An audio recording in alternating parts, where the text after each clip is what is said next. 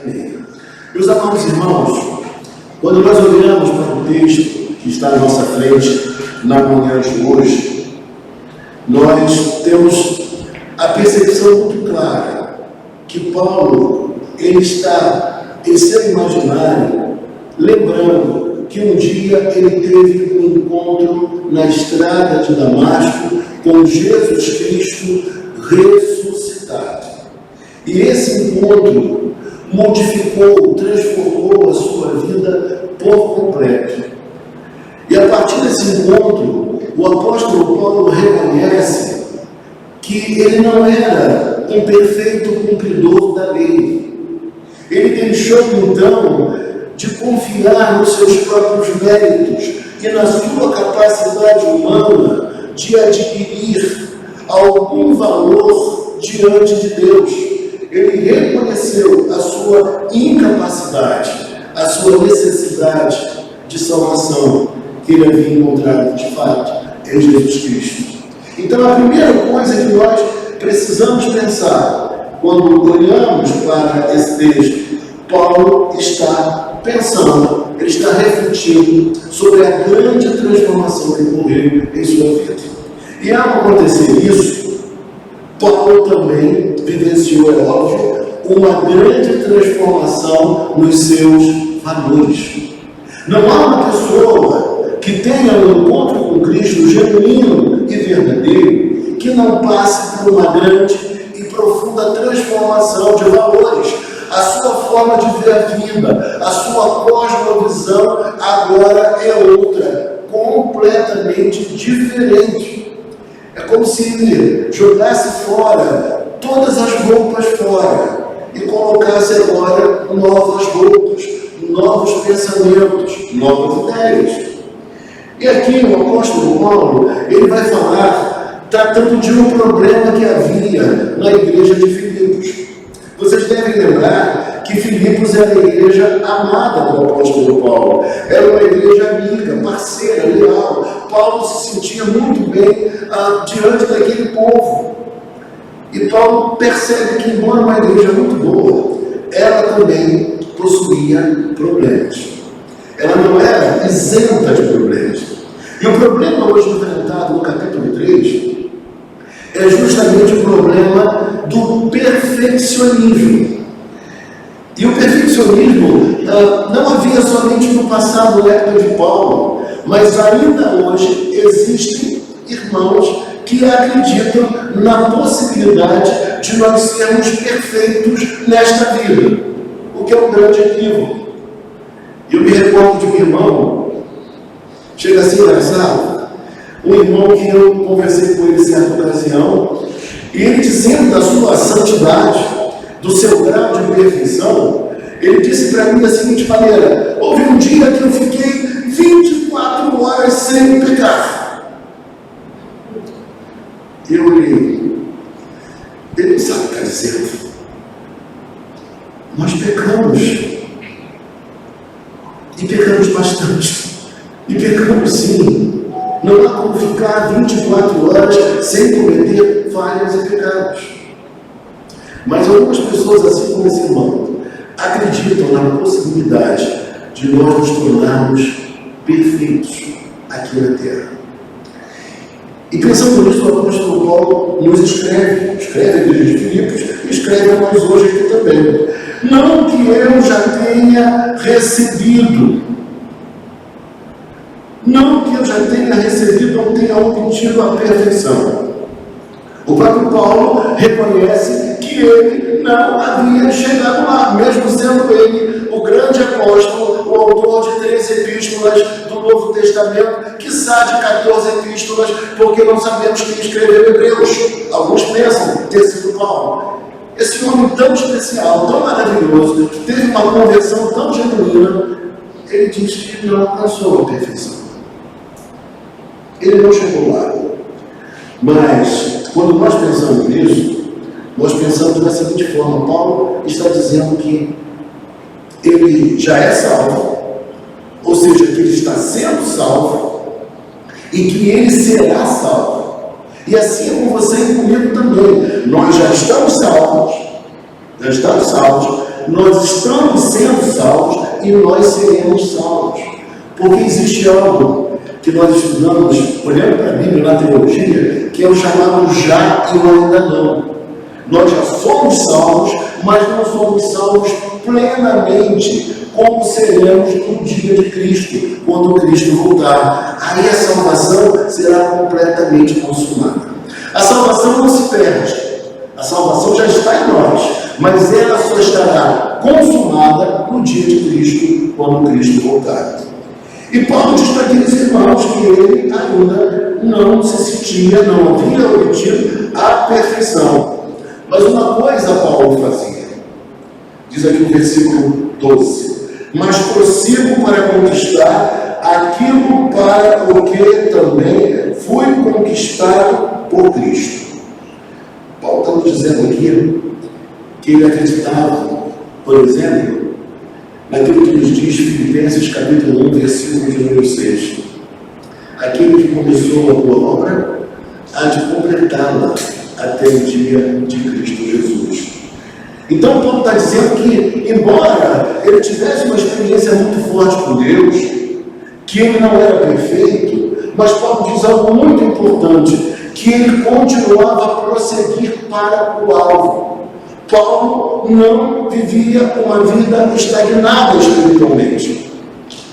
E o que a gente lamenta, em certo sentido, é que muitos irmãos, à semelhança dos irmãos de Filipos, eles acham que já chegaram lá, que já estão perfeitos, que não tem mais que crescer, que não tem mais que se desenvolver espiritualmente. E isso é um grande engano. Paulo diz que ele prosseguia para o alvo.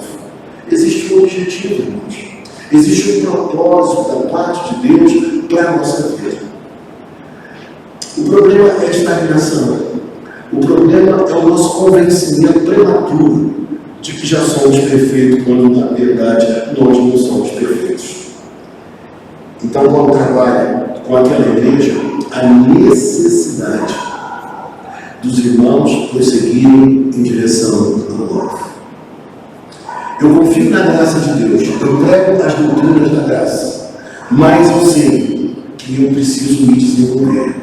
De dia após dia eu preciso olhar para a minha vida e fazer as correções necessárias. Eu preciso caminhar em direção àquilo que Deus tenciona fazer na minha vida. Então eu não posso parar. Eu preciso prosseguir. Eu não posso me dar por satisfeito com o estilo de vida que eu levo, com a maneira de ser da minha espiritualidade. Existe muito mais para eu crescer, para eu me desenvolver, e eu não posso parar. E aí Deus vai dizer para nós algo muito especial também. Quando chega no versículo número 13, ele diz: irmãos, quanto a mim, não julgo havê-lo alcançado, mas uma coisa faço, esquecendo-me das coisas que para trás ficam. O que Paulo está dizendo aqui, irmãos? Ele está dizendo assim: olha, esquecendo inclusive das coisas que já aconteceram de maneira benéfica na minha vida, no certo sentido. Fui salvo, fui perdoado, coisas boas que aconteceram.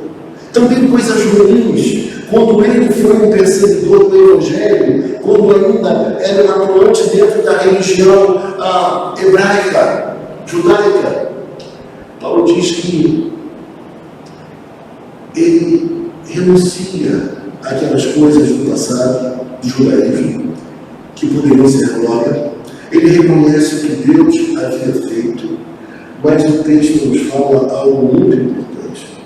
Em primeiro lugar, ele vai dizer que não havia alcançado essa perfeição, mas uma coisa ele fazia: ele se esquecia das coisas que para trás ficam e devem ficar. E ele agora fazia o que, irmãos? Ele avançava, avançando para os que diante de mim estão. Paulo sabia que ele já havia sido perdoado, salvo por Cristo, mas ele precisaria prosseguir na sua caminhada na sua espiritualidade. E quando nós vemos tudo isso, o texto vai dizer que avançando para as que diante de mim estão. É como se a ideia aqui fosse a ideia de uma corrida de carruagens. Aquelas disputas que haviam no mundo helênico, no mundo romano, de carruagens. Ou seja, ele está dizendo para nós que ele ia avançando, que ele ia em direção a esse propósito de Deus até se tornar um vencedor. Porque uma das grandes marcas, irmãos queridos, daquele que nasceu de novo, que nós usamos a expressão eleitos de Deus, escolhidos em Cristo, a grande marca é justamente a perseverança. Todo aquele que nasceu de novo, que é de Cristo, ele persevera. Não é essa ideia que dizem por aí, eu sou eleito, mas abandona a Deus, não quer servir mais a Deus, não se interessa mais pela igreja, vive de qualquer maneira, não tem interesse por uma vida de santidade, de crescimento espiritual. Irmãos, não é assim que a Bíblia nos ensina. Uma das marcas daquele que é eleito é que ele avança, ele prossegue, ele não fica paralisado, ele não se dá por satisfeito com a vida que está levando, ele não encontra alegria na prática do pecado, ele quer um coração renovado, cheio do Espírito Santo de Deus. E aí Paulo trabalhando, e tudo que ele está dizendo para esse grupo de pessoas que se acharam muito boas, muito perfeitas. E o texto prossegue dizendo, olha só, meus irmãos, prossigo para o alvo, para o prêmio da soberana vocação de Deus em Cristo Jesus. O que Paulo está dizendo aqui para nós é o seguinte, que havia o prêmio da salvação, que havia certeza da vida eterna para ele, e ele não iria se prender a mais nada, a não ser em gratidão, retribuir a Deus, a Cristo, o que Cristo havia realizado por ele. Então ele prossegue, ele caminha, ele vai em direção a esses bons propósitos. É isso que ele está fazendo aqui. E o texto nos fala ainda que essa busca que ele tem, que esse desejo que ele tem, não é que ele pregasse, por exemplo, uma perfeição moral. Entende perfeição moral? Quando alguém pensa assim, nesse plano eu posso ser a pessoa mais correta do mundo e que não vou cometer nenhuma falha e nenhum deslize. Isso é perfeição moral. Nós sabemos que é impossível aqui. Teremos nossos deslizes, teremos os nossos fracassos, cometeremos os nossos pecados. E Paulo quer ressaltar isso para aqueles irmãos, mas que havia uma vocação. E a vocação de Paulo era uma vocação para a salvação. É a mesma vocação sua e minha. É a vocação para a salvação. Mas alguém que é salvo precisa viver de maneira coerente com a salvação que professa. Não perfeito. Não alguém pronto e acabado. Porque, como já falei em Filipenses 1, versículo 6, Paulo dizendo que aquele que começou uma obra há de completá-la até o dia de Cristo Jesus. O que significa dizer isso?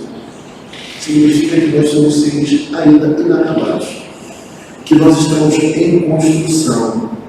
Só que essa construção não pode, não deve e não será paralisada. É uma obra que não pode jamais ser embargada por homem nenhum, por mulher nenhuma, porque é Cristo quem a realiza em nós e através de nós. E é isso que nós temos que entender. E aquela igreja, alguns irmãos, uma parte da igreja, precisaria entender o que Paulo estava dizendo. Versículo 15: todos, pois, que somos perfeitos. Pastor, o senhor falou que nós não podemos ser perfeitos nesse plano. Mas aqui Paulo diz, todos, pois, que somos perfeitos. Tenhamos esse sentimento. Paulo está dizendo aqui o seguinte, perfeito, não no sentido de alguém pronto, acabado, mas no sentido de maturidade. Perfeito é que é maduro. É como um fruto que está pronto para ser colhido e degustado. Então, Paulo diz que nós, que somos maduros, tenhamos este sentimento, e se porventura pensais do outro modo, também isto Deus vos esclarecerá. Todavia, andemos de acordo com o que já alcançamos. Veja aqui que ele fala andemos. O que ele quer dizer com isso? Ele quer dizer para nós que precisa haver uma harmonia entre nós. Aquilo que nós professamos, aquilo que nós acreditamos, precisa haver uma base harmônica. Eu já expliquei para vocês diversas vezes que existem assuntos que nós podemos divergir, porque são assuntos secundários. Vocês devem lembrar disso, quando os reformadores chamam a isso de adiáfora, questões menores, de só menos importância, mas existe um conteúdo que nós precisamos pensar de forma igual. Então precisa haver harmonia entre os irmãos. E quando eu falo de harmonia entre os irmãos, eu falo harmonia da igreja, eu falo harmonia nos relacionamentos entre nós todos, família inclusive, que na família também haja harmonia. E isso não deve ser algo de apenas um, mas de todos. Assim deve acontecer entre nós. Então, Paulo diz que haja harmonia, que nós pensemos de forma a concordarmos sobre essa base tão importante. É como se Paulo dissesse para nós: não deixemos que coisas menores sejam tão crescidas a ponto de nos separar, de nos distanciar. Porque às vezes o que nos separa, o que atrapalha a nossa convivência, seja na igreja, seja na família, seja com os amigos mais próximos, não são as grandes coisas. Às vezes são as coisas pequeninas que nos atrapalham a viver a beleza, a excelência, a virtude que Cristo tem para nós. Quando permitimos que as nossas emoções, elas aflorem de tal grau que impeçam uma convivência feliz e frutífera entre nós. Paulo está falando para crente, para mim e para você. Mas voltando aqui para o texto, olhando para ele, eu percebo que o apóstolo Paulo, ele não aceita que coisas de só menos importância atrapalhem a espiritualidade da igreja. E ele denuncia que alguns membros daquela igreja estavam achando que já haviam chegado à maturidade perfeita, à perfeição. E quando a gente olha para o texto bíblico, o texto diz assim, versículo 17: Irmãos, sede imitadores meus e observai os que andam segundo o modelo que tendes em nós. Primeira coisa que eu diria para vocês aqui: Paulo não está sendo arrogante, como alguns poderiam pensar. Paulo está dizendo para que fossem imitadores dele. Olha só que homem é esse, que espiritualidade é essa? Não, Paulo não está fazendo isso. Paulo não está sendo arrogante. Mas o que Paulo está fazendo é algo que ainda hoje se faz necessário. Paulo está mostrando que ele, apesar de imperfeito, de um ser humano de carne e osso como nós, Paulo era um modelo a ser seguido. Um homem falho, um pecador, mas ao mesmo tempo um santo. Ele era um modelo a ser seguido.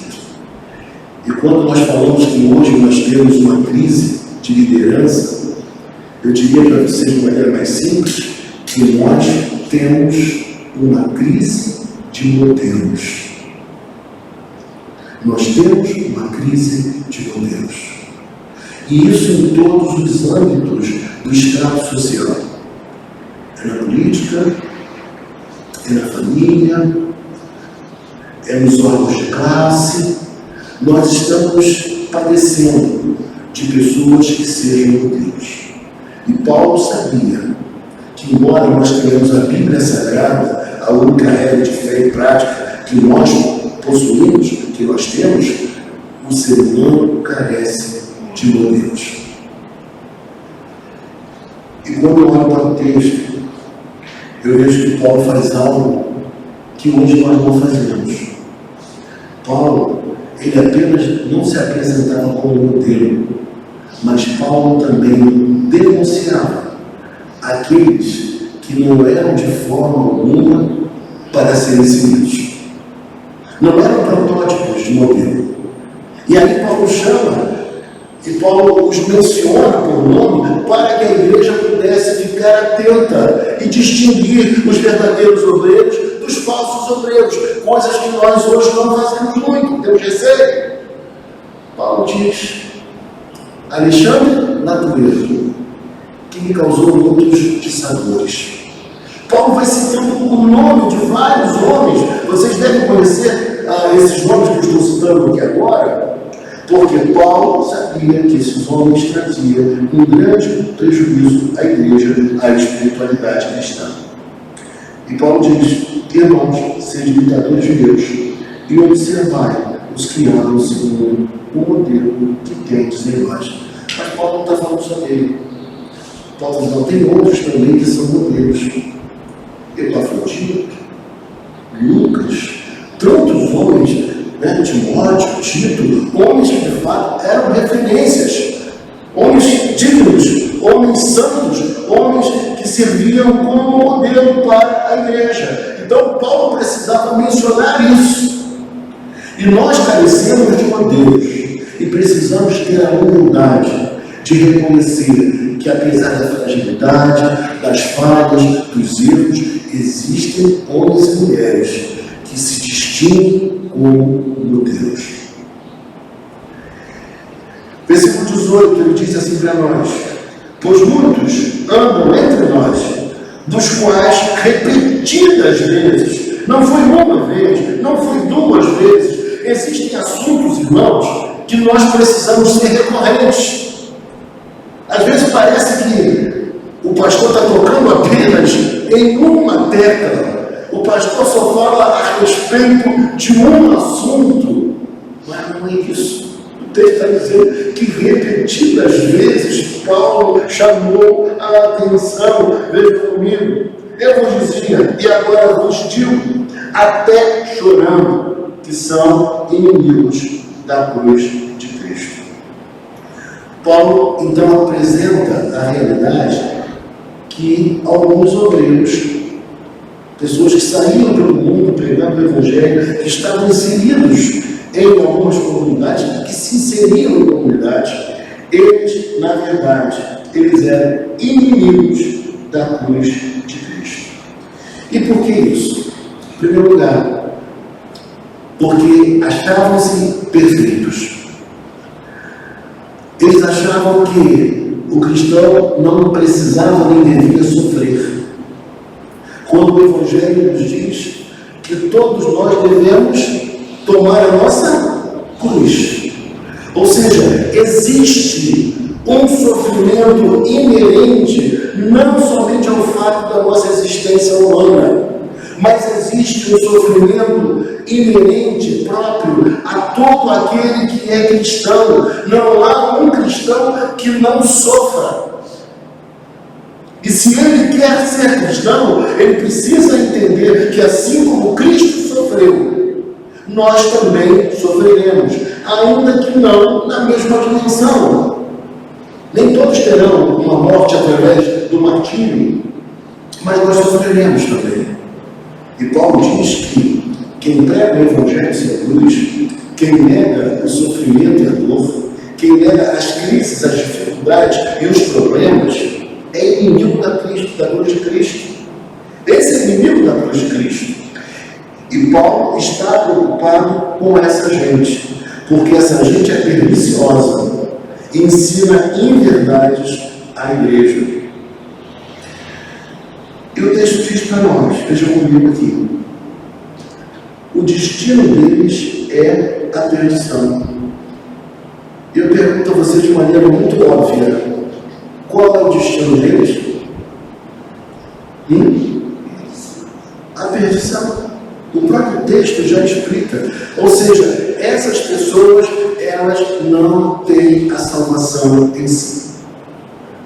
Tá bom? Então é isso que o texto diz. O texto é autoexplicativo. O destino deles é a perdição. E aí ele esclarece mais melhor. Ele diz: o Deus deles é o vento.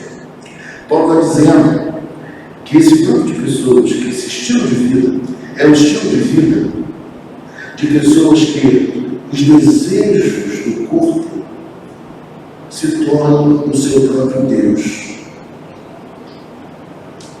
Os seus anseios particulares, pessoais, se avolumam de tal forma que essas pessoas, sem se darem conta, elas estão vivendo uma vida idolátrica.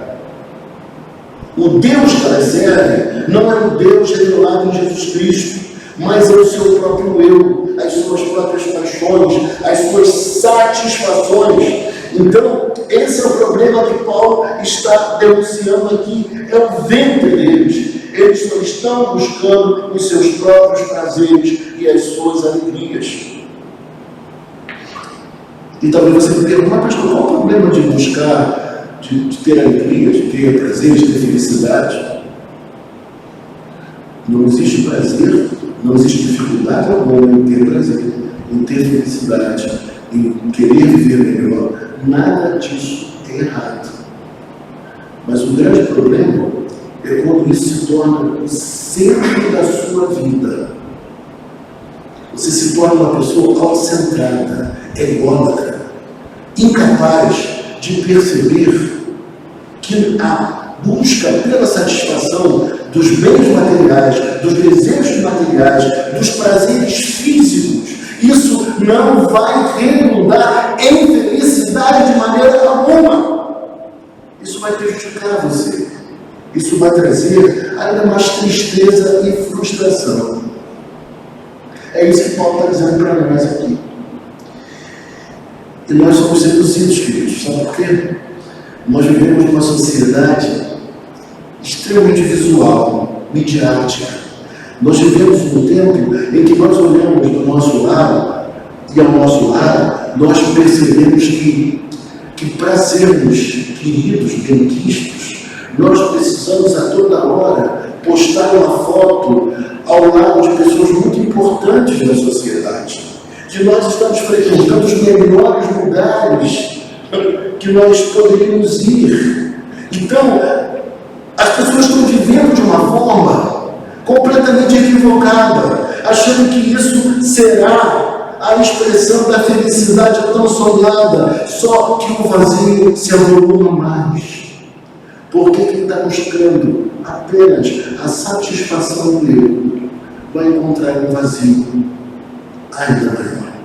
E o vazio ainda maior, que só se avoluma, que só cresce. E com isso você deixa de viver os momentos mais sublimes que você poderia viver. Você deixa de olhar para os seus filhos, se encantar por eles.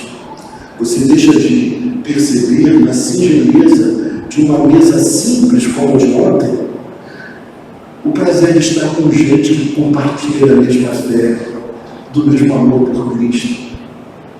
E isso sim deveria ser a nossa grande fonte de prazer e de alegria.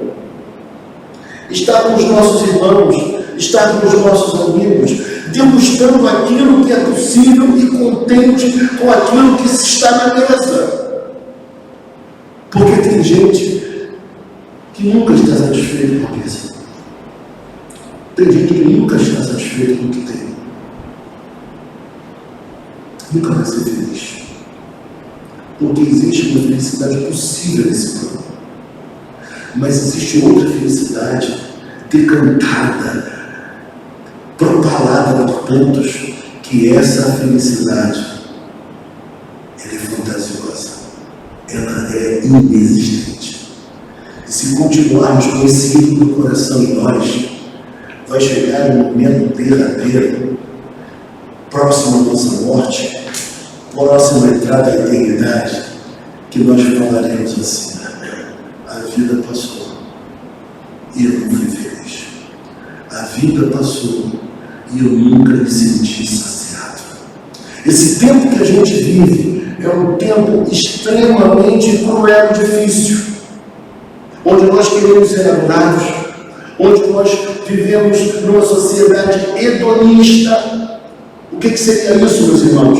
A busca do prazer pelo prazer, sem se importar com as consequências, aquilo que pode ser ocasionado. É um tempo hedonista. E nós precisamos denunciar as coisas para o nosso próprio bem espiritual.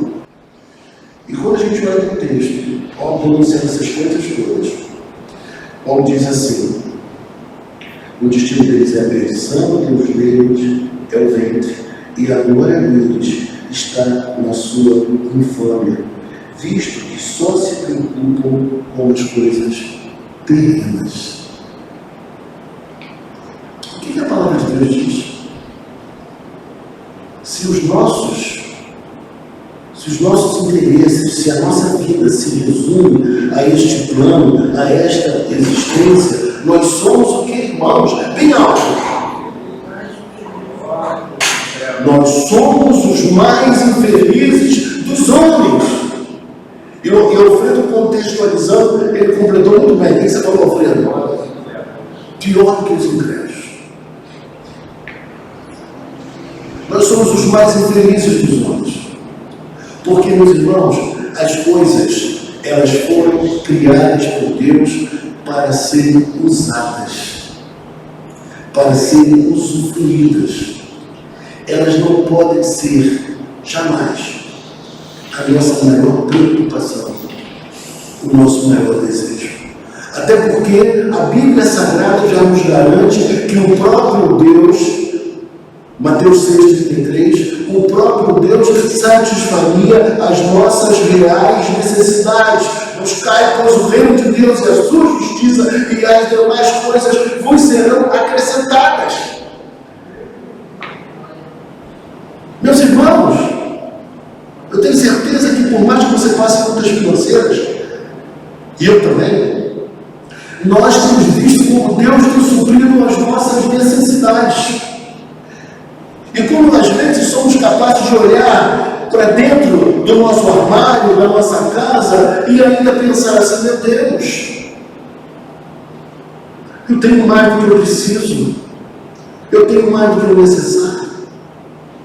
O Senhor tem sido gracioso para comigo, e como eu tenho perdido tempo deixando que as coisas me dominem, em vez de me voltar para Deus, de servir a Deus e de ser feliz da forma possível, degustando da existência que Deus nos concedeu, de chegar perto dos nossos amigos, nos assentarmos com eles, para tomar um café, para ter uma boa conversa, para falar do futuro, para contar nossas experiências passadas, para trazer estímulo a eles também, para que eles tenham esperança na caminhada e na jornada.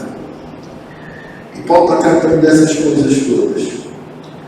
Homens que eram autocentrados, a idolatria do eu, o coração apenas se baseando em interesses materiais, em estruturas de poder, quando na verdade, meus irmãos, talvez as pessoas que a gente esteja aplaudindo, querendo ser como elas, na verdade, elas estejam com um vácuo enorme na alma, um vazio extenso no coração.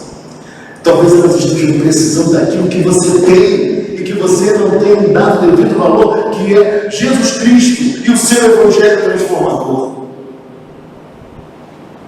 Talvez elas vejam você passando pela rua, na sua simplicidade, e elas pensem que iria ser como ele, que iria ser como ela.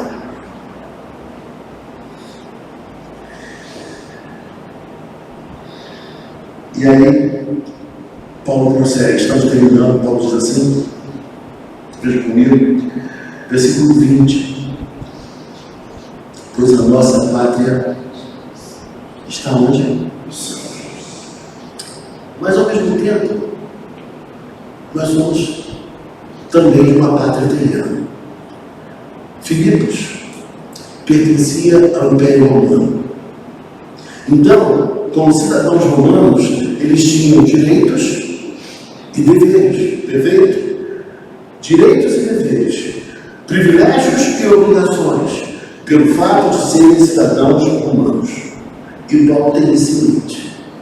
Só que Paulo diz assim, olha, só que vocês têm também uma pátria celestial. Vocês têm privilégios enormes. Vocês têm salvação, perdão de pecados. Vocês têm a promessa de transcendência, de vida eterna. Vocês têm tantas promessas. E ele diz mais, de onde também aguardamos o Salvador, o Senhor Jesus Cristo. Paulo está falando que havia algo muito especial. Existe um privilégio, existe algo tão maravilhoso que aguarda a nós particularmente. Algo que não é comunicado aos cidadãos romanos, necessariamente. Aos cidadãos brasileiros, necessariamente. Porque nós somos cidadãos desse chão. Nós temos direitos e obrigações porque somos brasileiros, assim como eles eram cidadãos romanos. Mas Paulo está dizendo que pelo fato da nossa cidadania ser espiritual, nós temos Jesus Cristo, nós temos, irmãos queridos e amados, esperança, irmãos. Irmãos queridos e amados, nós temos vida para além desta vida. Nossa vida tem um sentido. Nossa vida não pode se resumir a essas pequeninas coisas que por vezes querem ocupar o nosso coração. Os nossos jovens, principalmente. Todos eles são seduzidos pela ideia de serem famosos. Eles querem ser o que agora? Ninguém mais quer ser médico, ninguém mais quer ser advogado, ninguém mais quer ser outra coisa qualquer. Eles querem ser o que, Alfredo? YouTubers. É o que eles querem ser.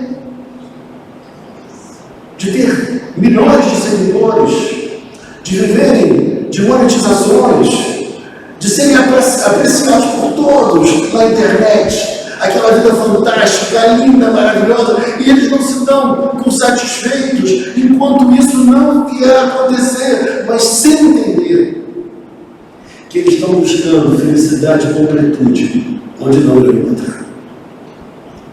Onde não irão encontrar. Quando poderiam utilizar o tempo que tem hoje para construir a própria vida, para estudar, para ler, para aprender das Escrituras, para congregar, para servir a igreja, para servir alguma instituição de caridade nos seus horários vagos, para fazer tantas coisas lindas, para amar pai e mãe, para construir valores que estão na contramão do sistema no qual nós estamos inseridos. Sendo vozes dissonantes diante de um tempo onde as relações são frias. Um tempo onde as pessoas também partem as relações por coisas pequeninas, por bobagens. Os valores que nos unem já não são tão fortes como já foram no passado. E o Evangelho nos convida a privilegiar amigos, família, irmãos, pessoas especiais que passam pela nossa história. Que nós não somos perfeitos, mas o fato de não sermos perfeitos, que é uma constatação que o apóstolo Paulo faz, não anula o nosso desenvolvimento espiritual, o nosso prosseguir para o alvo.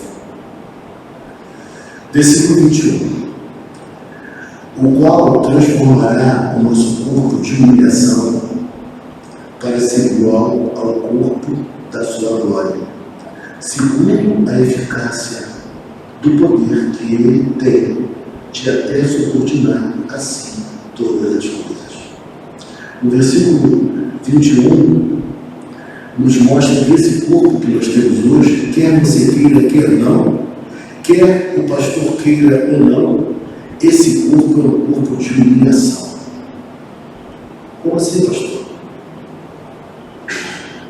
É um corpo de dores, de sofrimentos, é um corpo no qual nós enfrentamos as enfermidades, as doenças, onde nós não temos mais a tez, a pele que nós tínhamos quando tínhamos 20 anos de idade. Eu às vezes eu olho no espelho e falo, meu Deus do céu, o que é isso? O que está acontecendo comigo? Irmãos, é corpo de humilhação, isso faz parte do processo. Mas a boa notícia que nós temos é que esse corpo, ele vai ser glorificado. Que este corpo, um dia, quando Cristo voltar, ele terá toda a sua potencialidade. Será um corpo de glória. Não estaremos mais sujeitos ao tempo, à velhice, às doenças, às enfermidades, às crises e aos problemas que temos hoje aqui. Mas o que me chama a atenção no versículo número 21 é que ele diz que isso vai acontecer para que o nosso corpo seja igual ou semelhante ao corpo da glória de Cristo, que já está nos céus como um homem perfeito e glorificado, como nós seremos também um dia. E o texto diz, segundo a eficácia do poder que ele tem. É o poder de Deus que fará as coisas. Eu preciso acreditar nisso. É o poder de Deus que executará as coisas. Ele hoje, queridos e queridas, Ele está nos transformando de que forma? Paulatinamente, progressivamente, Deus está nos transformando. É assim que Ele age hoje. Filipenses 1, 6. O mesmo versículo, isso aqui. Quem é? Vamos ler lá. Estou plenamente certo de que aquele que começou a tua obra em vós há de completá-la até o dia de Cristo Jesus. Sabe o que ele está dizendo para mim, para você aqui? Ele está dizendo, Ele é o Alfa e Ele é o Ômega, a primeira e a última letra do alfabeto grego.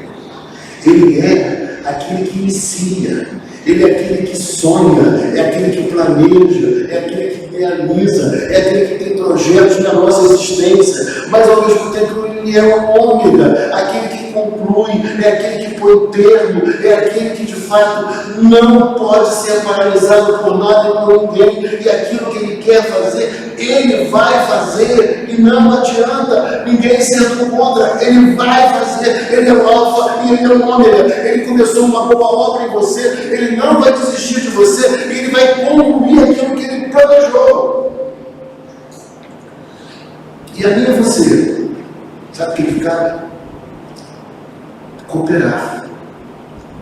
Porque a salvação é um ato só de Deus. Mas tirando a salvação, nós somos cooperadores com Cristo. É Ele e nós trabalhando para que coisas lindas aconteçam. E quando eu penso nisso, eu fico encantado com o que Ele tem para nós. O texto está dizendo que nós temos que persistir. A marca de todo eleito é a perseverança, é a continuidade, é a persistência. Nós não somos de retroceder, nós não somos de desistir. Nós continuaremos trabalhando, executando os planos de Deus na face da terra. E aí vem a grande questão. Essa transformação que Ele está executando em nós, ela é paulatina, ela é progressiva. Mas quando chegar o dia de Cristo Jesus, no momento em que Ele chegar, sabe o que vai acontecer? Haverá uma transformação do corpo de humilhação do corpo de glória, só que de maneira instantânea. De um momento para o outro, isso vai acontecer. Uma grande e profunda transformação. Mas finalizando, o texto de hoje nos mostrou com muita clareza que não existe perfeição na face da terra, mas que nós devemos caminhar em direção ao amadurecimento. O texto nos mostrou também que nós precisamos tomar uma atitude, a responsabilidade da nossa vida, mudar de fato, trabalhar de fato, para que a nossa mente seja a mente de Cristo. Ele já nos deu uma nova mente, mas parece que por vezes nós não entendemos isso e nós começamos a pensar influenciados pelas ideias do mundo, querendo aquilo que o mundo quer, sonhando aquilo que o mundo sonha, tendo um propósito para nós, para o nosso futuro, para a nossa família, de acordo com os valores desse tempo. Isso não vai dar em boa coisa, isso não vai trazer contentamento, isso não vai trazer felicidade. Portanto, nós não temos que buscar as coisas, nós temos que buscar sim o nosso desenvolvimento em Cristo. E as demais coisas, como ele prometeu, Mateus 6:33, ele há de acrescentá-las. Paulo não prega inércia, mas Paulo não prega também uma postura na qual você não saiba ser grato por aquilo que você já conquistou. E nessa manhã eu quero orar por você e peço que você ore comigo também, para que as seduções desse tempo não nos fascinem tanto, de tal forma que nós deixemos de ver a vida pela ótica cristã, mas para criarmos um cristianismo híbrido, no qual tentamos juntar os valores cristãos com os valores seculares. Isso será profundamente prejudicial. Vamos orar, vamos ficar em pé.